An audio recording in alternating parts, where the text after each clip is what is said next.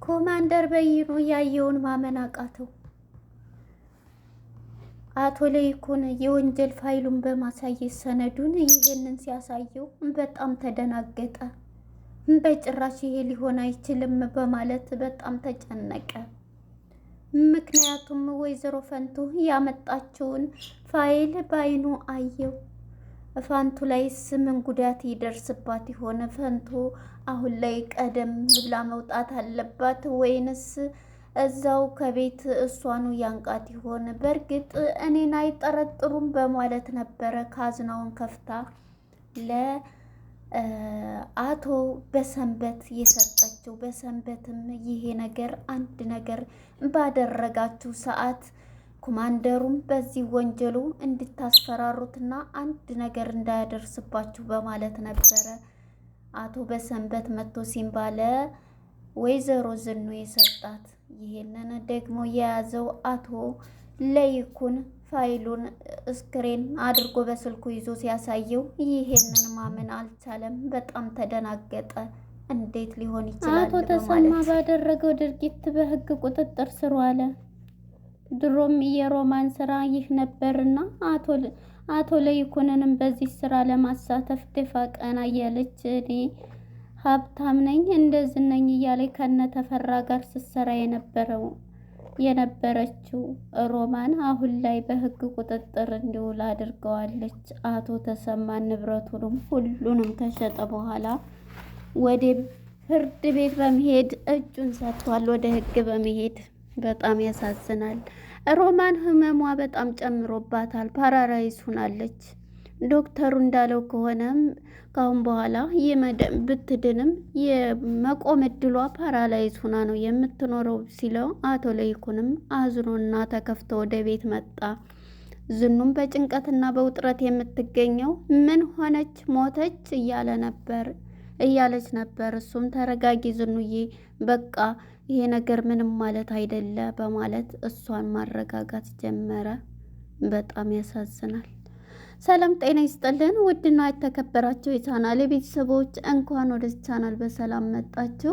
ኑሃሚን የተሰኘው ተከታታይ ድራማ ክፍል 147 ተለቀቀ። ወደ ክፍል 146 ስንመለስ እንግዲህ ወይዘሮ ዝኑ አቶ ለይኩን ወደ ሮማን እንደምን እንደደረሰች እጅ ስለሷ ላረጋግጥ ብሎ ሆስፒታል ሄዶ ነበር ወደ ተኛይበት። እንግዲህ በባለፈው ፓርት ላይ ወይዘሮ ዝኑ በመናደድ ሆና ሁለተኛ ልጆች ላይ እንዳደርሽ ብላ ስትጥላት እዛው ድንጋው ሲመታት እዛው ሞተች ብላ ነበረ ደንግጣ የቀረችው ማለት ነው።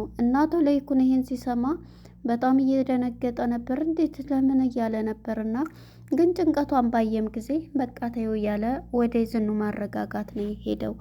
እኔ እንዴት ተጨነቅኩ አይተህ ነው እያለችው ነበር፣ እያንቀጠቀጣት ነበር አይደለም በማለት እንግዲህ አቶ ለይኩንም ወደ ሆስፒታል ነበር ያመራው። ወደ ሆስፒታል ሄዶ ሲመጣ ወደ ቤት ዝኑም እንግዲህ በፍርሃትና በጭንቀት ይሄ እኔና ያንቺ ሚስጥር ሆኖ መቀመጥ አለበት እያለ እንግዲህ እዚህ ላይ ባልና ሚስቶች እየተመካከሩ እሷ ላጠፋቸው እኔ ነኝ እያለ በባለፈው ጊዜ እንግዲህ ካስታወሳቸው ሲምባል እኔ ነኝ የመታሁት እንደዚህ ያረኩት እያለች ነበር። የዛን ጊዜ እንግዲህ ስትል የነበረው ሁለቱ እየተሸፋፈኑ ባልና ሚስቶች ጥፋታቸውን ራሳቸው እየተራረሙ ነበር። እናም እኔ ነኝ በቃ እንደዚህ አትሆኝ እያለ ባለቤቱን እያረጋጋት ነበር። እሱ ምንም ብትሆን እህቱ ነች፣ እኔ እንዳልጨነቅብህ ነው እንጂ እኔ እንደገደልኳት እያወቅ እኔ እንደዚህ እንዳረኩ እያለኝ ነበር።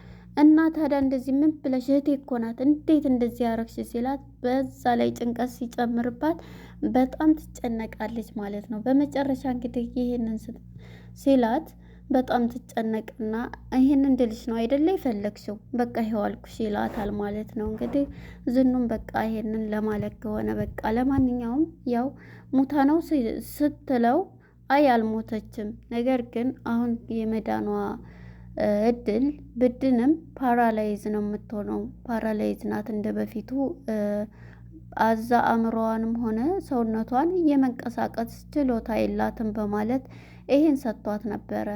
እንግዲህ ይህንን ወሬ ስትሰማ የነበረችው ኑሃሚን ይሄን ወሬ ከአቶ ለይኩን ጋር ስታወራ ማንም የሰማቸው አልመሰላትም እና በጣም ሰምታለች፣ ግን ሚስጥር አድርጋ ይዘዋለች እና አሁን ላይ ሁሉም ወደ ስብሰባ ሂደዋል።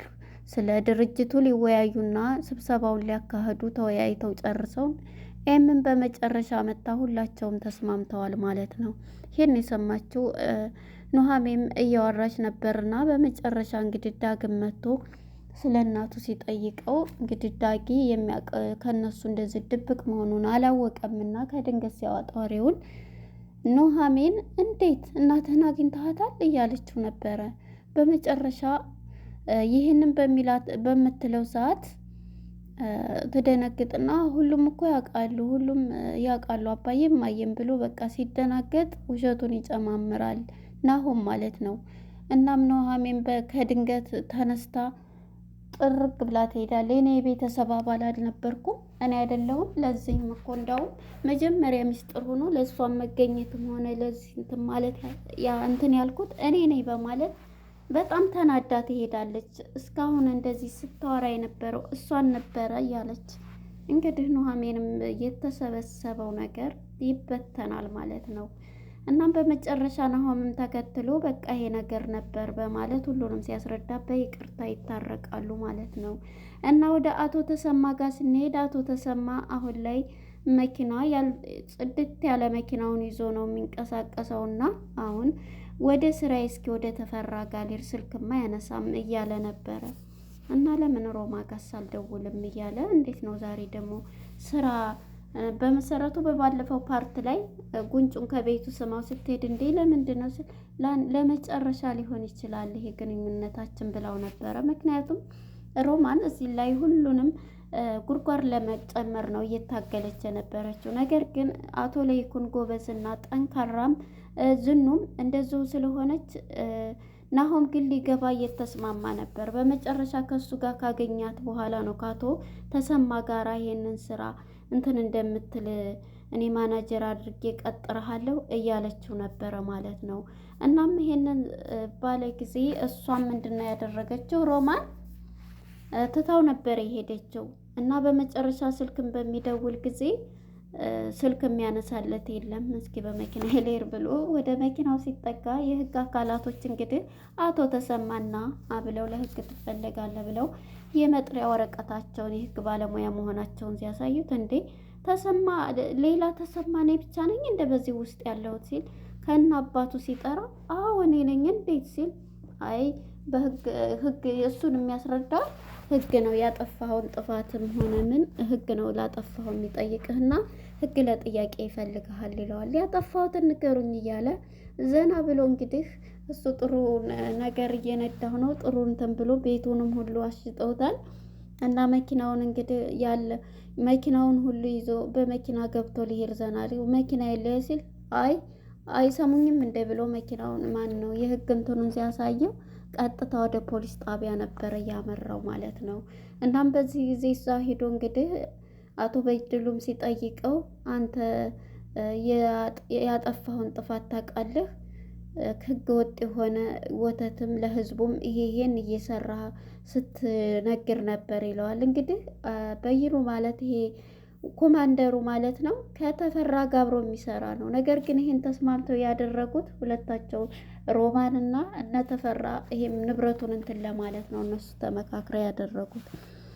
አሁን ላይ እንግዲህ እንዴ እኔ እኮ እንዴት ይሄ ይሆናል እውነት እየተጫወቱብኝ ነው ብሎ ሞኙ ተሰማ ማለት ነው። እንደዛ ሲሆን ጓደኛውን ሁሉ ሲቀጠቅጥ አሁን ላይ እንዴ አሁን በል ዝም በል እንዴ ተፈራ ጋር እንዴ ስራ ባልደረባዬ ነው ደውዬ ጠይቀዋለሁኝ ሲለው እንዴ የተከበረ ሰውዬ ጋር ደውለህ እንደዚህ ልትል እንዴት ነው እንደዚህ የምትለው እያለ እንግዲህ ወደ ሮማንም ጋር ወደ ወይዘሮ ሮማን ጋር እደውላለሁም በሚል ሰዓት እምቢለውና እንግዲህ ወደ ህግ ማነው ወደ ማረሚያ ቤት ናውሰድልኝ ይለዋል።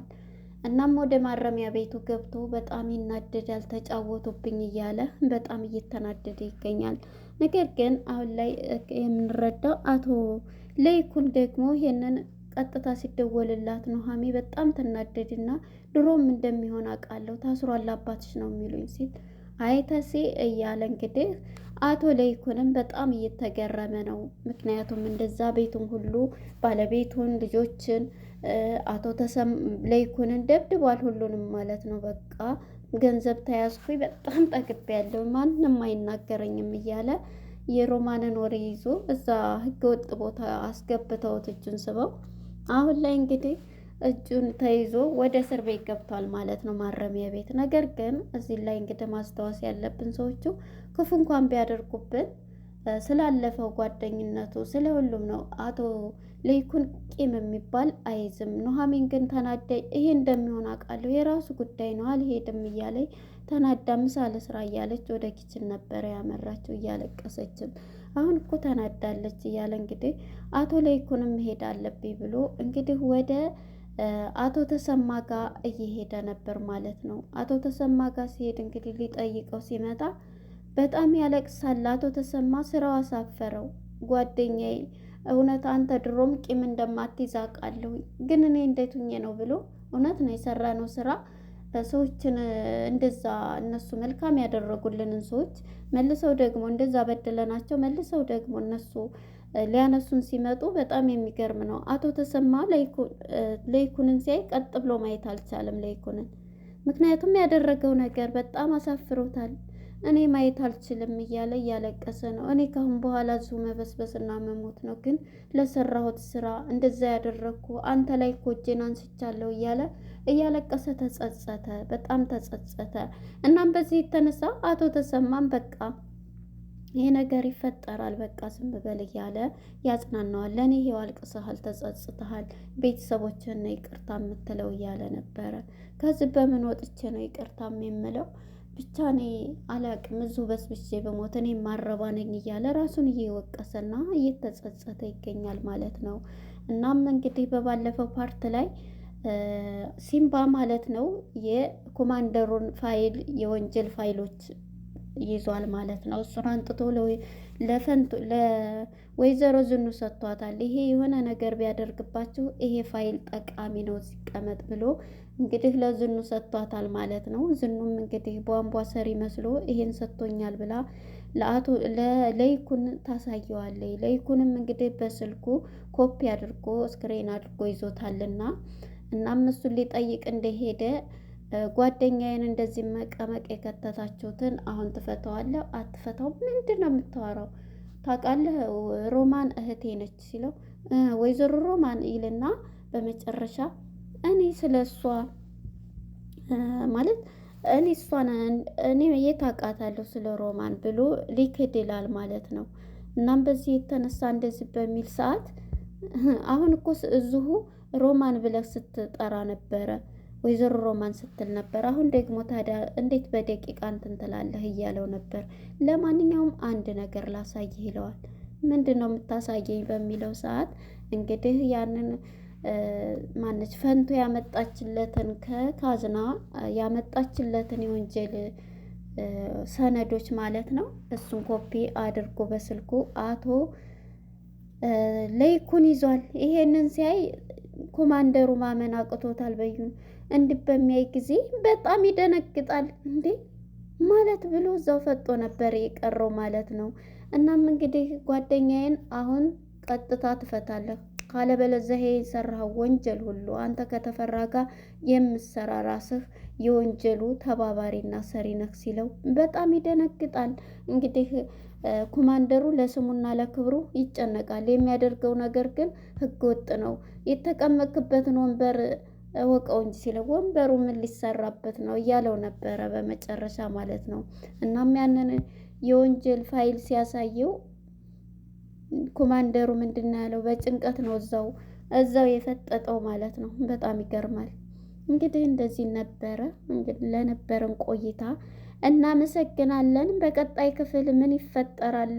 አቶ ተሰማ ይለቀቃል ወይስ አይለቀቅም የሚለው በስርዓት ይለቀቃል። ምክንያቱም እንደ አቶ ለይኩን ያለ ጥሩ ሰው ስላለ ማለት ነው። እናም ደግሞ ለዛ አንደኛውን እንትን የተጫወተው አቶ በሰንበት ነው ማለት ነው። ለነበረን ቆይታ እናመሰግናለን። በቀጣይ ክፍል እስከምንገናኝ ባይ ባይ።